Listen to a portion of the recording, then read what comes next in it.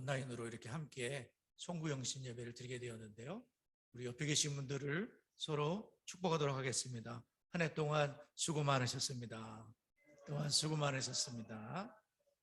새 주님의 풍성한 은혜를 누리세요. 새 주님의 풍성한 은혜를 누리세요. 아멘. 2002년 새해를 또 하나님이 저희들에게 허락해 주셨습니다. 새 아침이 밝았는데요. 지난 한 해 여전한 팬데믹 속에서도 우리 각자의 맡은 자리에서 최선을 다해 주신 우리 성도님들께 감사를 드립니다. 지난번에도 말씀드렸지만 새 저희 교회 표어는 교회를 교회되게라는 에베소서 1장 23절의 말씀으로 표어를 이렇게 세웠는데요. 제가 새벽마다 거의 말씀을 붙들고 기도를 하면은 표어가 너무 잘 정해졌다는 생각이 들어요.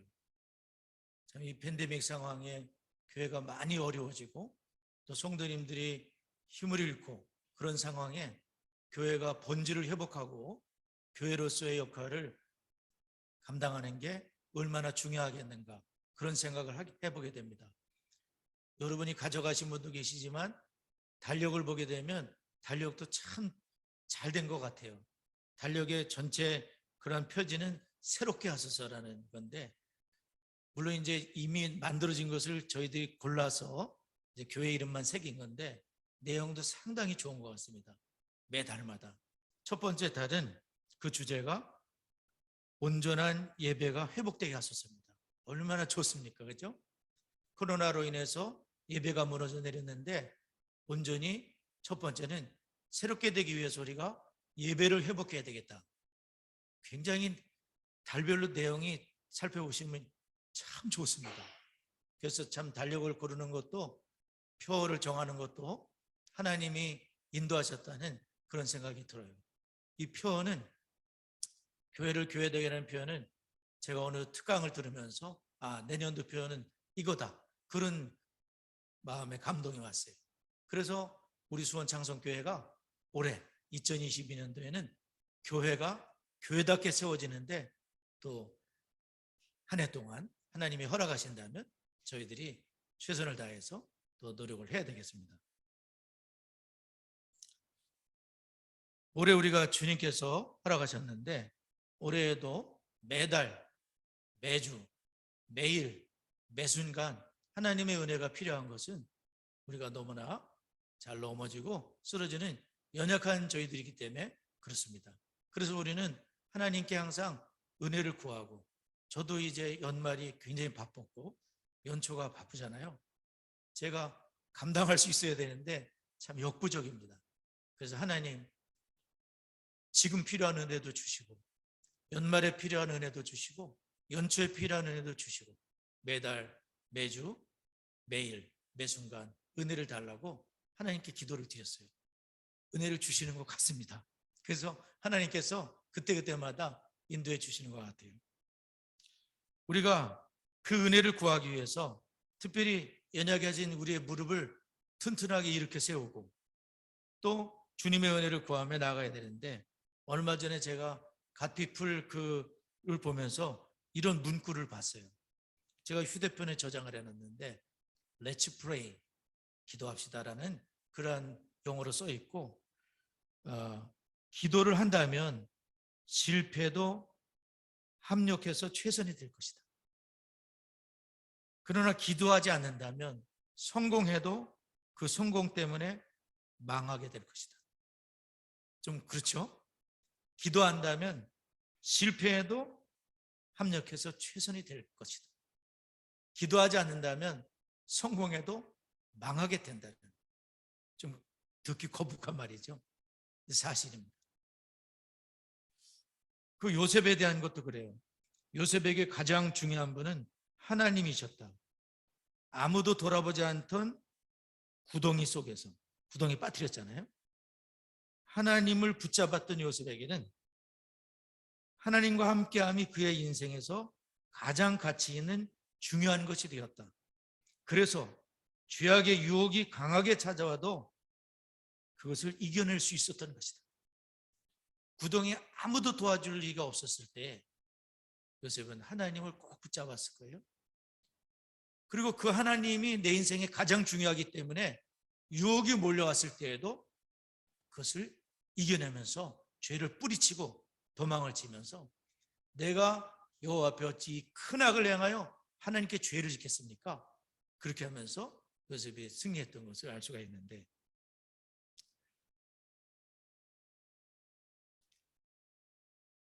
어제 저희들은 이제 12월 31일 날 이제 가만 보니까 이제 새벽 기도를 드리다 보니까 마지막 날 새벽 기도였었어요. 그래서 몇몇 분들과 함께 마지막 이제 2021년 마지막 새벽 기도죠.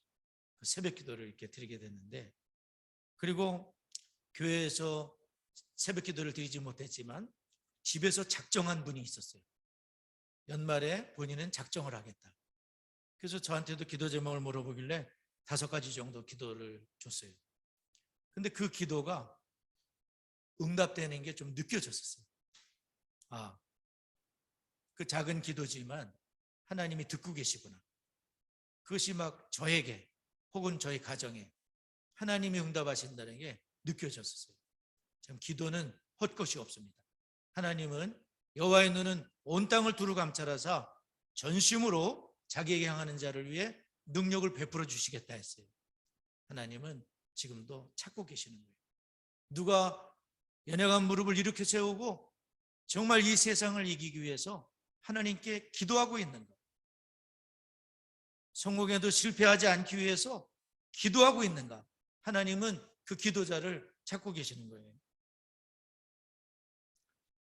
우리가 지난 주일날, 이제 마지막 주일날 이제 죄의식에 대한 그런 문제, 다윗이 사무엘하를 이렇게 보면서 성경은 이 다윗의 죄에 대해서 참 심각하게 다루고 있다는 말씀을 드렸는데요. 다윗이 한순간에 방심을 하면서 우리아 안에 밧세바를 범하게 되는 간음죄를 짓게 되고, 그것을 덮기 위해서 살인죄를 짓게 되는 거잖아요. 그리고 1년 동안 회개를 하지 않고 아기가 태어날 때까지 다윗은 회개하지 않고 예배드리고 헌금하고 다 그렇게 했을 거예요. 근데 하나님께서는 그가 죄를 지은 것을 알고 계시고, 그래서 여호와 보시기에 악하였더라. 그래서 하나님께서는 그 나단을 보내게 되는데, 사무엘하 11장을 읽어보게 되면 여러분 보세요. 다윗이 굉장히 좋은 머리를 가지고 죄를 은폐하기 위해서 굉장히 애를 쓰는 걸 볼 수가 있어요. 그리고 그 죄를 덮기 위해서 사람을 맞아 죽게 하는 것을 볼 수가 있어요. 그러니까 이 다윗을 보게 되면 이 사람이 다윗이 맞는가 싶을 정도예요. 너무나 악해요. 아니, 그렇게 성령 충만했던 분이 어떻게 그렇게 악할 수가 있는가? 우리는 잘 알아야 되겠어요. 인간이 그렇다는 겁니다. 우리 인생은 다 부패해 있는 거예요. 환경만 주어지지 않았지 똑같은 환경이면 누구든지 넘어질 수 있다는 거예요.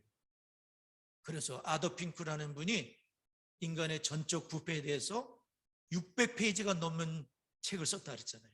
맞는 말이에요. 우리 인생은 너나 할 것 없이 다 부패해 있다는 겁니다. 성경은 그것을 적나라하게 보여주고 있는 거예요. 다윗이 무너졌습니다. 다윗뿐입니까? 수많은 사람들이 무너졌어요.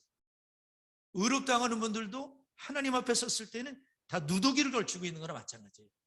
하나님의 그 불꽃 같고 정결하신 눈 앞에 어느 누가 감히 설 수가 있겠어요? 예수의 보혈을 의지할 수밖에 없는 거예요. 예수님의 의를 힘입지 않으면 어느 누구도 하나님의 심판 앞에 감히 설 수 있는 사람은 아무도 없습니다. 우리는 다 죄인인 거죠. 그래서 어느 목사님은 이렇게 말을 했어요.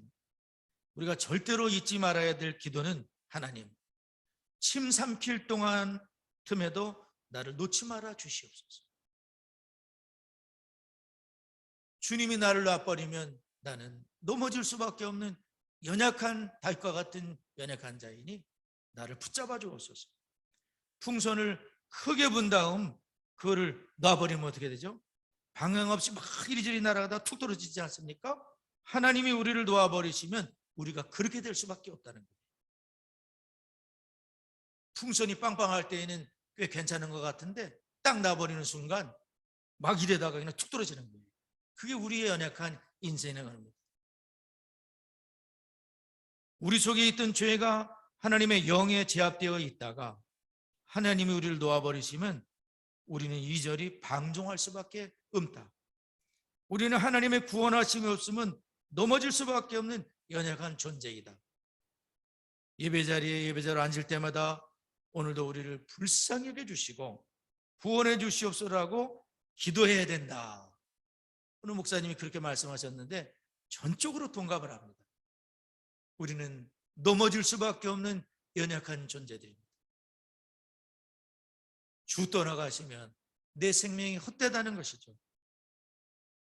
그래서 나를 불쌍히 여겨달라는 기도가 누가복음 18장에 나오는 가슴을 치며 얼굴을 들지도 못했던 세리의 기도였습니다. 다윗은 죄에서 철저히 넘어졌지만 그러나 그는 죄의 포로가 되지 않고 그 죄를 이기게 되는 거예요. 아니 살인죄를 짓고 간음죄를 지은 사람이 어떻게 죄를 이깁니까? 그것은 그 죄를 씻었기 때문에 그래요. 사죄의 은총을 받았기 때문에. 이유가 뭐냐면 나단 선지자를 통해서 하나님이 다윗의 죄를 당신이 그 사람이야, 약한 짓을 한 나쁜 사람아 라고 지적했을 때에 다윗은 핑계나 변명하지 않고 내가 여호와께 죄를 범했습니다 하고 자기 죄를 시인하는 거죠. 다윗이 나단에게 이르되 내가 여호와께 죄를 범하였노라. 사람은 속일 수 있었지만 하나님, 다 알고 계신 하나님을 나는 속일 수가 없다. 나단 선지자가 당신이야 그러는 순간 정신이 번쩍 들었어요. 1년 만에 영적인 잠에서 깨어났어요. 도대체 내가 무슨 짓을 하는 것인가? 그러면서 내가 죄인입니다. 이게 이 사람을 살린 거예요. 이 고백이 다윗을 성군으로, 간음한 사람이나 살인자로 기억하는 것이 아니라 이스라엘의 최고의 임금으로 기억하는 성군이 되게 되는 거예요. 그게 뭐냐면 내 죄를 시인하고 예수의 피로 씻을 때에 하나님은 그분을 들어 쓰시는 거예요. 나단이 다윗에게 말하되 여호와께서도 당신의 죄를 사하셨나니 당신이 죽지 아니할 것입니다. 오늘 제가 요나 성경을 묵상을 해봤는데 그 요나 성경을 보니까 요나도 이런 고백을 하더라고요. 그가 대답하되 나를 들어 바다에 던지라. 그리하면 바다가 너희를 위하여 잔잔하리라. 너희가 이 큰 폭풍을 만난 것이 나 때문인 줄 내가 아노라 하니라. 요나가 타고 가던 배가 큰 폭풍을 만나잖아요. 요나 때문에 딴 사람 다 죽을 지경이에요. 이게 도대체 누구 때문에 그런가 했더니 요나가 이실직고를 하는 거예요. 하나님 명령 불순종하고 니느웨로 가야 되는데 다시트로 도망을 치는데 마침 배가 있는 거예요. 일이 잘 풀리는 거죠. 근데 그게 불순종의 길인 거예요. 나 때문에 내가 하노라. 자기를 들어 바다에 던지라고 합니다. 바다에 자기 던지면 자기는 죽는 건데 그래도 자기 죄를 시인하고 고백하는 거죠. 그때 하나님은 큰 물고기를 예비하사 요나를 집어삼켰는데 물고기 뱃속에서 이분이 살아있는 거예요. 그거 도와냈던데 요나가 살아서 니느웨에 가서 회개의 메시지를 전했을 때 니느웨의 그 영혼들이 다 회개하고 살아나지 않습니까?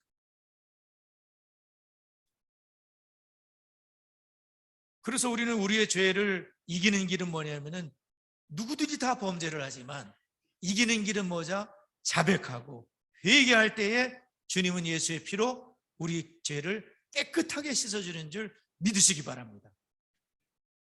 제가 12월 25일인 것 같아요. 텔레비에서 잠깐 보니까 배너, 이제 성탄절이니까 배너 영화를 했어요. 근데 그 배너를 보는데 조금 보는데 결정적인 장면이 이제 클라이맥스 장면이 있어요.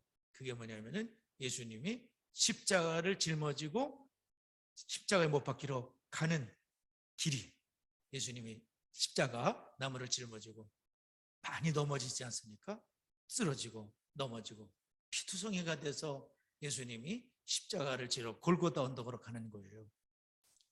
그런데 이 배너의 주인공 이름이 배너입니까?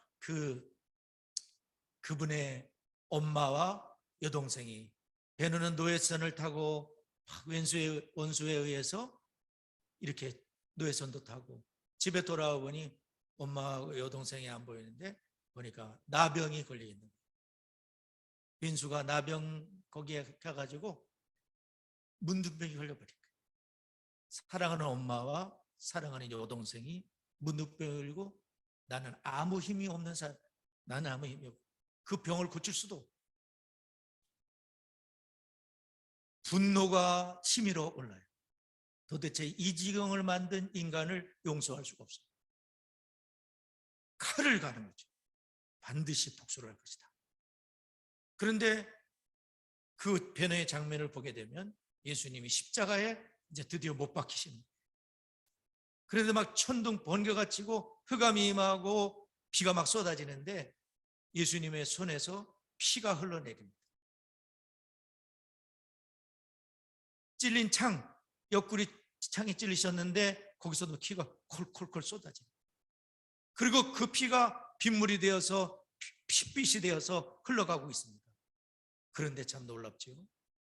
예수님의 십자가를 못 박힌 손을 보여주고 그리고 그 나병의 엄마와 여동생의 얼굴을 보여주는데 갑작스럽게 예수님이 돌아가셨는데 갑작스럽게 그 얼굴이 깨끗하게 변하는 걸 봤어요.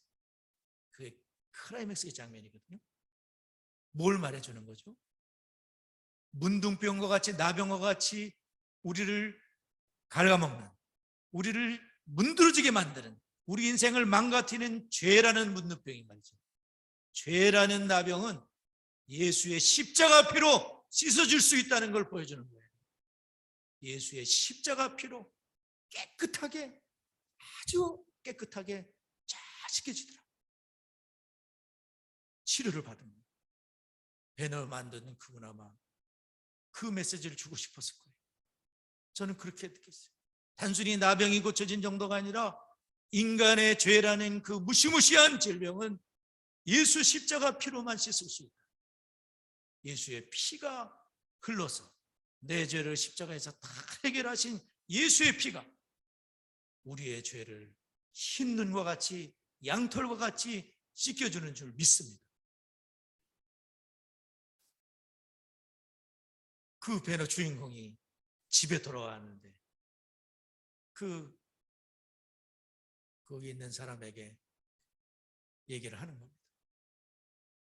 예수님을 십자가에 못 박히신 예수님을 봤는데 그 예수님께서 십자가에서 이상한 말씀을 하시더라는 뭐냐면 아버지요 저들을 용서해 주옵소서. 저들은 저들이 하는 일을 알지 못하나이다. 그 말을 듣는 순간 이분이 자기 칼을 내려놓게 되었다. 그건 뭐냐면은 복수를 하지 않겠다는 거예요. 예수님의 그 용서하심이 십자가가 복수심을 내려놓게 됐다는 거예요. 그러므로 이 십자가가 해결인 거예요. 십자가는 복수하지 않게 만들고 십자가는 용서하고 십자가는 내 죄를 씻는 그러한 축복의 십자가인 줄을 믿습니다. 다윗이 용서받은 것도 장차 오실 예수님 때문에 그 십자가의 피로 용서받은 거예요. 우리는 누구든지 죄의식을 갖되 그 다음에는 죄책감에 사로잡히면 안 되는 거예요. 죄책감의 문제가 오늘 다시 말씀을 드리는데요. 저는 죄책감에다가 별 5개를 붙여놨어요. 이거 굉장히 중요한 거기 때문에. 다윗의 죄는 용서받았지만 죄로 말미암은 결과가 있었어요. 그게 뭐냐면은 그것은 여호와의 원수에게 크게 비방할 거리가 되게 했고 그로 인해 당신이 낳은 아기가 죽을 겁니다. 그랬어요. 정말 밧세바를 통해 낳은 아기, 불륜으로 낳은 그 아기가 죽을 지경이 되는 거죠. 여호와께서 그 아이를 치시니까 애가 심히 앓게 되는 거예요. 이거는 사람이 고칠 수가 없을 지경이 된 거죠. 근데 이 아빠는 얼마나 괴롭겠습니까? 나 때문에 이 아기가 가장 고통스러운 사람은 다윗이었을 것입니다. 자기 죄 때문에 갓난 아들이 죽을 지경에, 갓난 아기가 죽을 지경에 놓인 겁니다. 그래서 다윗은 그 시간부터 밥을 먹을 수가 없었어요. 금식에 들어가며 하나님 앞에 엎어져 가지고 눈물로 기도를 드리는 거예요. 주여, 나를 불쌍히 여겨주세요. 이 아이를 좀 살려주시면 안 되겠습니까? 하나님, 죄 때문입니다. 하나님, 나를 불쌍히. 7일간을 밥을 금먹으면서 7일 만에 아기가 세상을 떠났습니다. 수근거리는 소리를 듣고 아기가 죽었구나.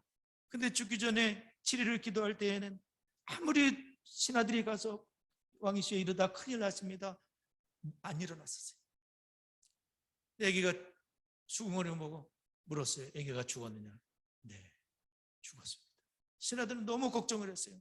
아기가 죽었다는 걸 알면 왕이 실신을 하시지 않을까, 얼마나 낙심을 하실까. 저렇게 기도를 드렸는데 아기가 죽었다는 걸 확인했을 때에 다윗이 취한 행동은 너무나 놀랍습니다.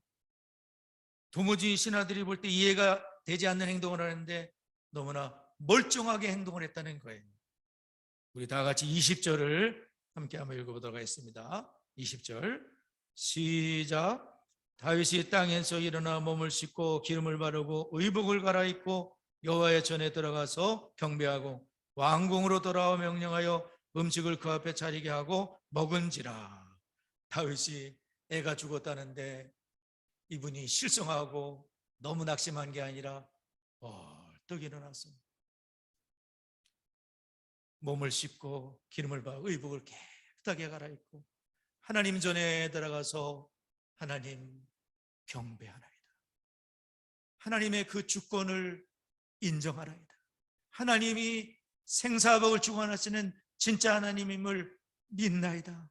죄를 범할 때는 내가 하나님 자리에 서서 내 마음대로 죄를 졌는데 이제는 저는 하나님을 하나님 자리에 높여드리며 그 하나님의 주권을 인정하고 그리고 벌떡 일어나 그 사실을 그대로 받아들이고 자기가 가야 될 길을 끝까지 걸어가게 되는 거예요. 죄의식에 사로잡혀서 나 때문에 이렇게 된 거야, 나 때문에 이렇게 된 거야, 나 때문에 아기가 죽어서, 이것이 아니라 하나님은 그것을 원하지 않으세요.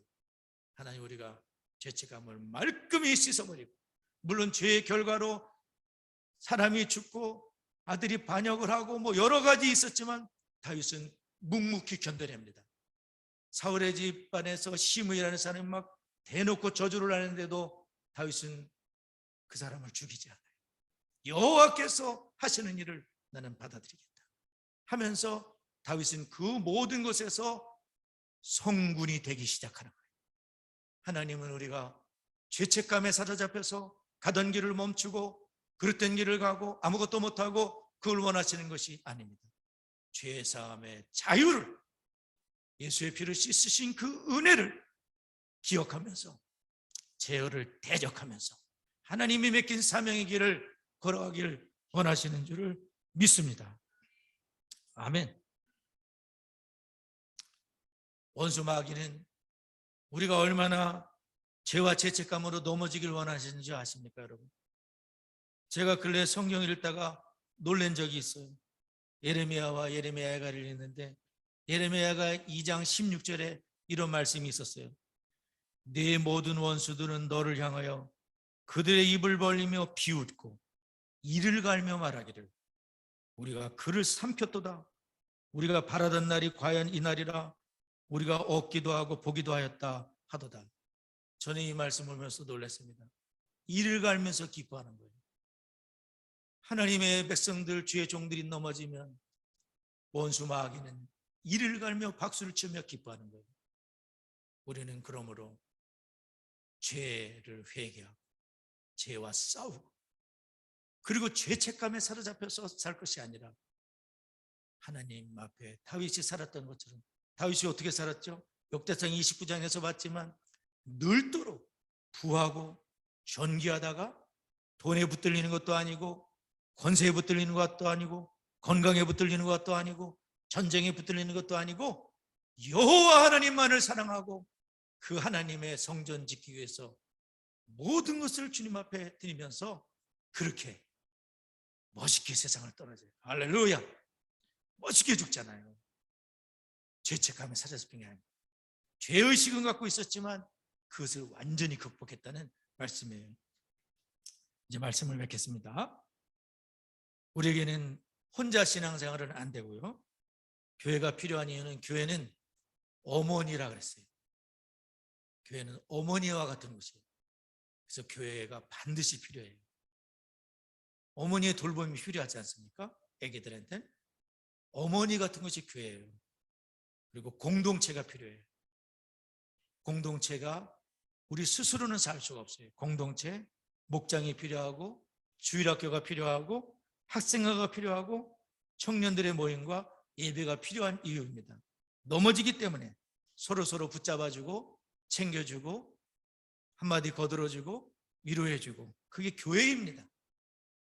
2022년 우리 모두 죄의식을 갖고 회개는 하지만 죄책감에 사로잡혀서 나는 더 이상 안 돼, 그것이 아니라 예수의 피로 용서받은 죄인으로 하나님 앞에 주님 맡긴 사명의 길을 끝까지 잘 걸어가는 우리 모두 될 수 있기를 바랍니다. 네, 기도하겠습니다. 하나님 아버지, 감사합니다. 송구영신 예배를 드리며 주일날 들었던 말씀, 또 다시 한번 우리가 되새김하면서 하나님, 다윗이 죄의식을 갖고 내가 바로 죄인입니다 고백했을 때 용서받았고, 또한 하나님 앞에 이런 결과가 있었지만 그 하나님의 주권을 받아들이고 하나님 앞에 죄의식에 사로잡히지 않고 벌떡 일어나서 경배드리고 자신이 가야 될 길을 끝까지 오직 주님만 붙잡고 살아간 줄을 믿습니다. 우리가 그러한 삶을 2022년도에 살아갈 수 있도록 죄를 대적하며 회개하며 하나님 아버지 사명의 길을 끝까지 잘 걸어가는 저희가 되게 하여 주옵소서. 예수님의 이름으로 기도드리옵나이다. 아멘.